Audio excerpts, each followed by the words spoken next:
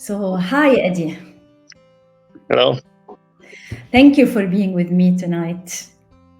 No problem. It's actually my pleasure. I'm kind of fond of idea that maybe this recording can help someone, right? So if it does, at least one person, then I did my good job for today.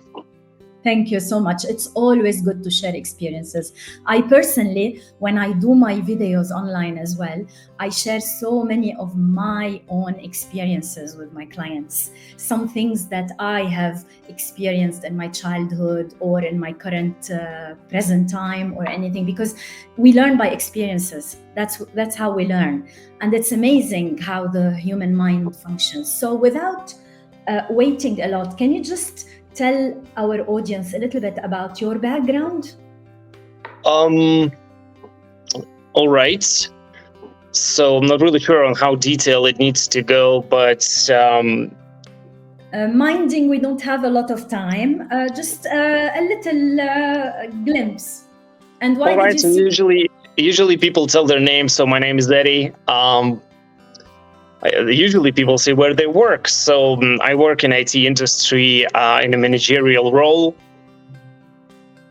And I like sports. Let's just leave it at that. All right.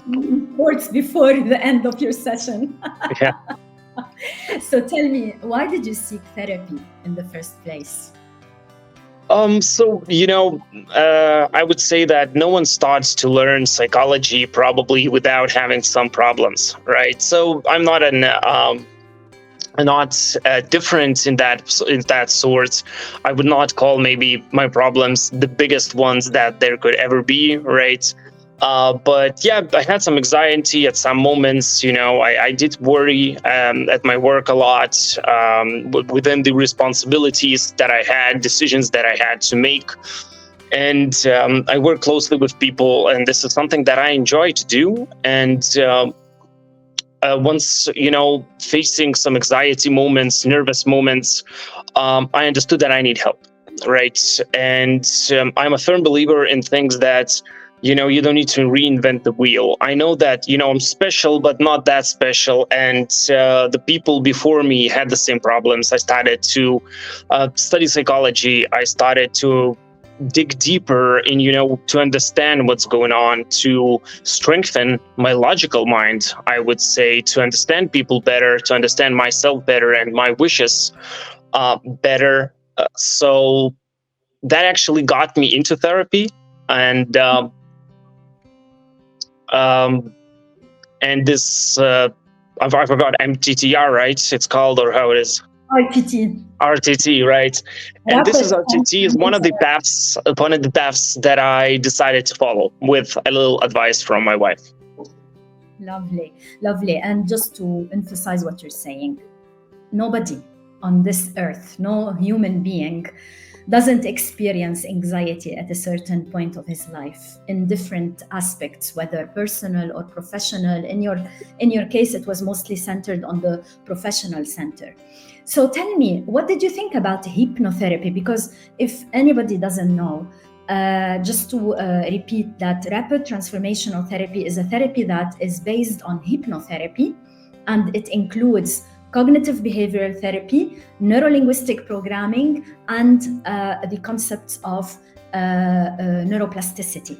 So it's a very, very powerful technique.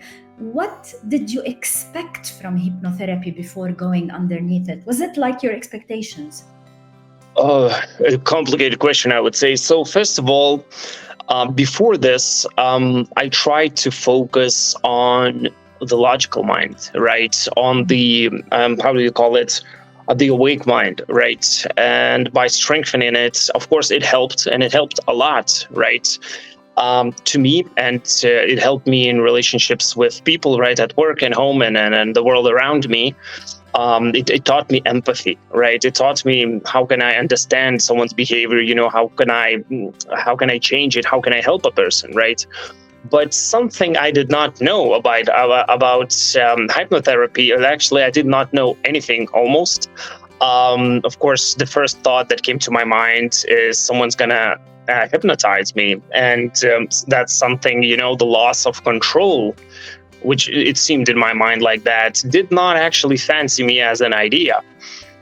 But when I learned a little bit more about it, that it's nothing like they show in the movies, right? It's just the name, just different techniques. And with your advice, I started to read the book before the hypnotherapy.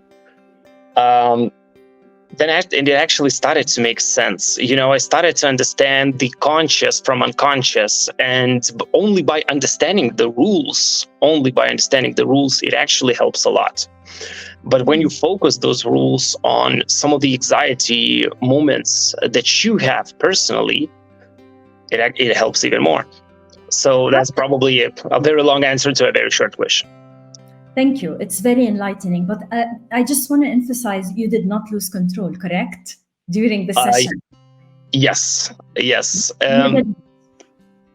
You see, the fear, in my opinion, is a very, very powerful feeling. I would even say it's the most powerful feeling that you can feel. They say greed is close by, but fear is bigger. That's usually about the stock market. That's what they say. And, fear, it can help, it can find, and it will find a way to tangle you a little bit. So, of course, I feared a little bit of losing control, and I'm known to be a little bit of a control freak sometimes, because when you're in control, you're safer, right?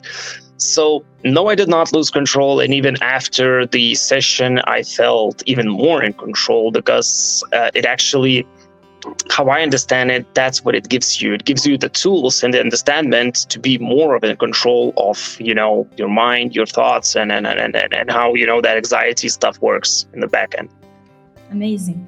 So speaking about that, how did the working with your subconscious help the anxiety? What was it different from the normal traditional talk therapy? So, as I said, understanding the rules of the mind is a very, very, very key topic to all of this, because usually what's going on in your head, right? And anxiety is something that is triggered there. Everything's triggered there. So somehow you may think that there is, this is kind of your mind speaking to you, or it's some sanity questions may rise, right? Why do I feel this way? Why am I thinking this way, right? And by understanding that is the way of how your subconscious communicates to you, it's very powerful. So you understand that it's not the thoughts, it's not the feelings that trigger, not the trigger, but that actually are your problem. But subconscious mind, it talks to you in that way, and when you address, some of the areas that are of your concern, when you go there, and usually people don't want to go there, right? And it's locked away somewhere. And, mind is very powerful. It even calculates seconds while you sleep. That's a fact. I never did an experiment, but explain me how you wake up, 1 minute before your the clock rings, right? Alarm rings. So, understanding the mind and going there where maybe majority of people are afraid to go, that's the key, is taking the courage to go there and facing your dragons. Some of them may not even be aware of, right? But your mind knows that stuff, right? So I always felt confident. Sorry to interrupt. Allow me to add that, just to clarify to our audience, even in talk therapy, we do understand sometimes what is the root cause, but we don't understand it from a subconscious point of view. We understand it logically. And when we understand that logically, we don't understand what are the connections with our current fears. While in hypnosis, what we do, and tell me if you experience that, when we go back and we do some regressions in the past, and we go with the adult mind, with the adult person to our childhood, and we look at the scenes that we have lived there, and the explanation we give as an adult is completely different than the explanation the little boy gave to those scenes and why he formed those beliefs. This is what makes the whole magic. This is how the magic happens, because we're able through hypnosis, and unfortunately there is no other way but hypnosis, to go back to those events and reframe them at a subconscious level. So tell me, how did hypnotherapy affect the way you think? What do you think you learned mainly to control the anxiety? Well, it's a very interesting mechanism, this hypnotherapy, right? Sometimes it's fairly complicated to explain in a few words. Probably someone who should write a book. Oh, but they did, right? So, yeah, you know, and again, the main thing to me is what you said, right? Going back as an adult, for example, if you had any, and you may not even know again, right? That you have something. I'm okay to share, some of the things around me to, give a better understanding to the audience, right? Remember when we first met, Jenna, what did I tell you? I am the most confident person in the universe, sort of. I maybe not use the same words, right? But when you ask me, are you confident? Are you, good at something? And I'm like, yeah, I'm amazing. I do that very well. Perfect at it, right? And then you ask me, so why do you fear that? And that actually, it's so simple, it's straightforward, but I never thought about it that way, right? That means that, there is a problem somewhere. So maybe I'm afraid of being judged by, hundreds or 10 or 2 people, right? And for no good reason. And with your logical mind, you don't see that reason, right? So you think like, okay, I'm in a meeting, right? I present amazingly. I, always cover everything. Everyone's always happy. Then why do you fear? And that why, that's where hypnotherapy finds the answer, right? That why is somewhere and you need to find it. Otherwise, you'll be hiding all your life and building walls around the happiness of life, right? One day your fear of flying, you don't fly, you go by cars. But fears, they pile up. That's how life is, right? And if you don't solve them, you will be locked away in your home doing nothing. That's maybe, of course, remember, right? But yeah. You remember when you told me, I don't understand. Logically, I know I have all what it takes. I'm so ready. I have all the information. I feel ready. But something is blocking it and I can't fix it. And this is where I told you, yeah, you're not alone in that, because this something is unfortunately your subconscious mind. I think we lost Eddy. You're back. Unfortunately, this something is your subconscious mind, and your subconscious mind was blocking you to protect you. Because let me as well share with the audience, since we're doing this, it's a bit of an educational session. Even if we believe we are ready, maybe some subconscious conditioning in our past that was not updated, exactly like our phone. If we do not update our phone, it will make some bugs.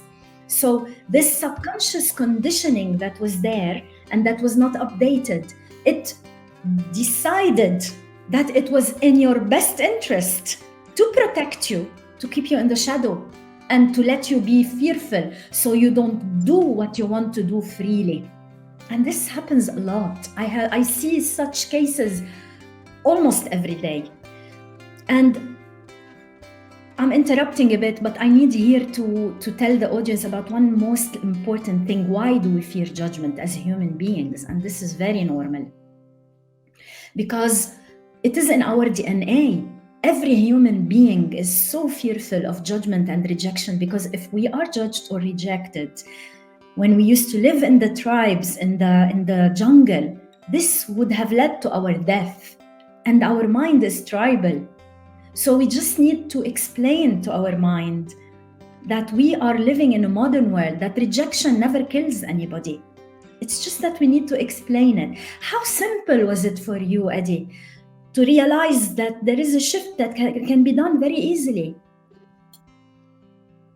Well, no road which is short or easy one is ever worth walking, right? I would not say that, it was super easy. I felt that the primal mind is rejecting, even through the therapy. I had different, ideas like, what if I'm hypnotized? Some of them did not even make too much sense to me, right? Something from a video game or a movie. And I felt it, or I felt that it's rejecting, right? It's trying to protect me, as you said. But, I think that in many cases, and I would say everywhere, the logical mind, the mind that thinks, right, is always in control. The only function of your subconscious is to, scare you in a way, right, to protect you, just because it's primal, right? Fire is hot, ice is cold. This is something that you learn as a child. And there might be some things that you learn as a child as well, which are blocking you from something, right? It's not common, and I can be an example of that as well.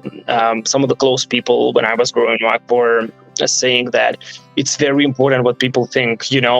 People. What will people say, right? And of course, to some extent, this is important, right? But imagine a child digesting that idea, right? It seems like a law to him. Yes. And going back there and looking at that situation again, and your mind will take you there through hypnotherapy if that's something that causes you anxiety. And understanding that, okay, someone said that, so what? I'm a grown man. I can choose where it's, appropriate to say something, or, to shut up for a while, right? But in our subconscious, it's coded. Like fire is hot and ice is cold, right? You're not checking fire every time. It's coded. You do that without going and checking every time, right? So the same thing can be coded into you through your life. And if that code is, let's say, not up to date, as you mentioned, right, or it's wrong, it may be impacting your current situation, right? So I would actually, this is not a sales pitch, but I would actually recommend at least trying it one time to everyone. And, maybe there's something interesting you will find. Yeah. I want to ask you, can you give me a specific example of how you have changed one pattern in your life with hypnotherapy? So I had some fears, right? So I would not say that they were blocking me completely from doing what I needed to do. And in my personal case, that I needed to do was something that I wanted to do. And this is a very key topic, the key points. Something that I like to do, something that I'm good at, and what I want to do. And, I'm not really sure how much kids join into your life, but I was shitting my pants before doing it. Does it make sense? No, not at all, right? And now I would be a liar if I would say that it's boom, gone, magic, right? No, unfortunately, there's no magic, but I feel much better. I feel way more confident. I'm more focused on what's important rather than thinking about me shitting my pants, if I'm doing something, which is, pretty cool. And Eddy, that would be probably my example. Yeah, and answering this, we do not intend to remove anxiety at all. We intend to remove excessive anxiety that our nervous system is not prepared to handle. Because without anxiety, we will not produce well. This is called constructive anxiety. We don't want to remove it. Now, before going into the live, there was a little bit of anxiety. Whether from my side, I'm not sure from your side, but it's normal because we want to be at our best for our audience, because we want to present the best. And if without anxiety, people do not perform well. Kids are born with anxiety, babies are born with anxiety. But it is when the subconscious mind decides and make presumptions and protects you in a certain environment where there's no need to be protected, and this is not what we want, This is where the conditioning becomes defaulted, and that we need to interfere. So a bit of anxiety would push you forward, and this is very important.